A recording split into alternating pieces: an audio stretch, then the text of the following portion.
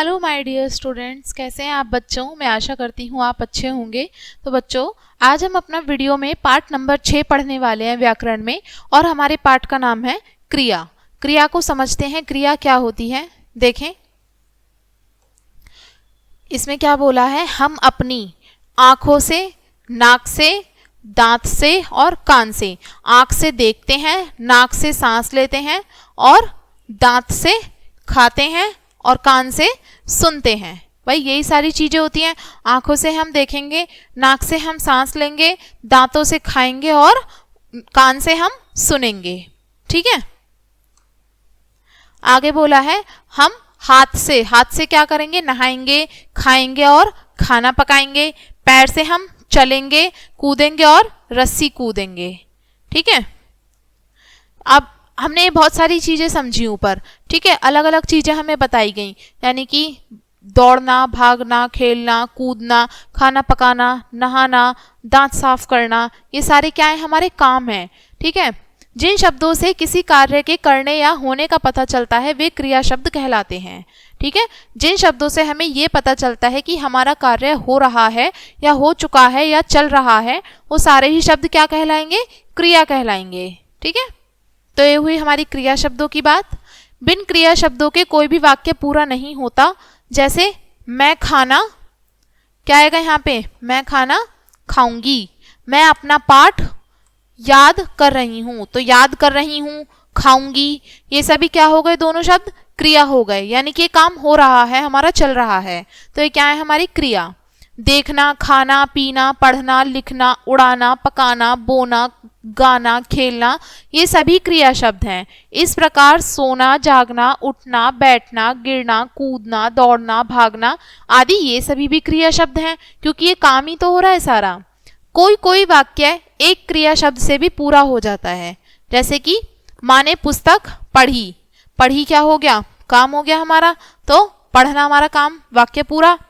कोई वाक्य दो क्रियाओं से पूरा होता है। जैसे कि तुम कहाँ चले गए, चलना और जाना। किसी वाक्य में तीन क्रिया शब्द की भी आवश्यकता होती है वाक्य को पूरा करने के लिए। कहाँ जा रहे हो, तो जाना, रहना और होना। ठीक है, जा रहे हो तो जाना, रहना और होना। कोई कोई वाक्य चार क्रिया शब्दों वाला भी होता है। घर पर मिठाई खाई जा चुकी होगी, खाई खाना, जाई जाए जाना, चुकी चुकना, होना होगी होना। तो समझे आप, खाई जा चुकी होगी, तो ये चार क्रिया वाले शब्द हो गए और हमारा वाक्य इन्हीं से पूरा हुआ है। ठीक है बच्चों, अब ये भी जानेंगे लिंग के आधार पर क्रिया के रूप में परिवर्तन। लड़का खेल रहा है, लड़की खेल रही है। यहाँ पे रहा है और स्त्रीलिंग आते ही उसमें रही है आ गया। वचन के आधार पर क्रिया के रूप में परिवर्तन। बच्चा पढ़ रहा है, बच्चे पढ़ रहे हैं। जहाँ एक वचन है वहां पे रहा है, और जहाँ बच्चे पढ़ रहे हैं वहां पे क्या आ गया, रहे हैं। तो ये ऐसे हमारा चेंज हो गया, इनका रूप बदल जाता है हमारा। अब अगला टॉपिक है हमारा काल। काल यानी कि समय। हमें कैसे पता चले कि हमने कोई भी कार्य कब किया या कब करेंगे, कैसे पता चलेगा, हमें काल से ही पता चलेगा, समय के अनुसार। काम करने के क्रिया के तीन काल होते हैं। जो भी काम हो रहा होता है ना, उसके तीन चरण होते हैं। तीन चरणों के अनुसार ही हमारी क्रिया शब्द हमारे पूरे हो पाते हैं।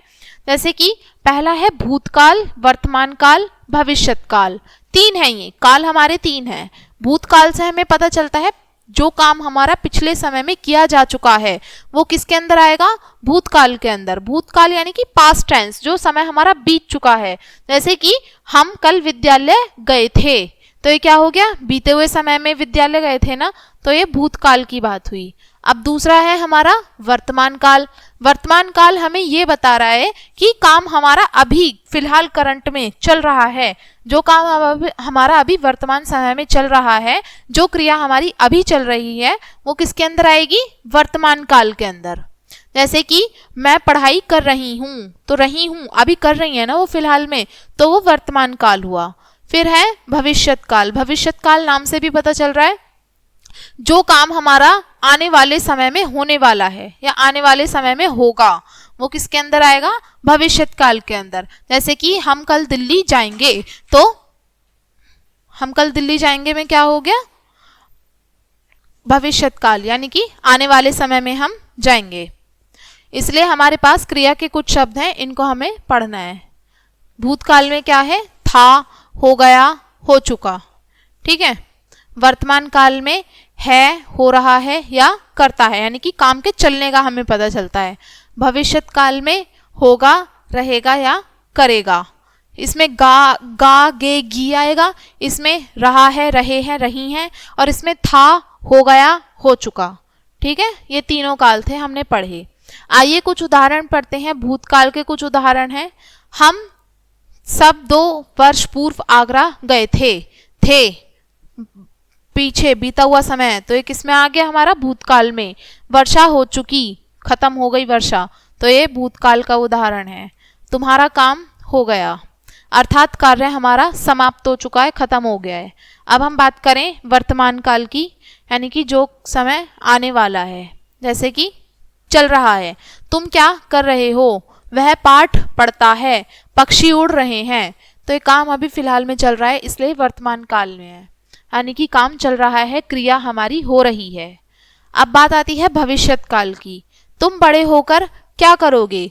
मैं डॉक्टर बनूंगी।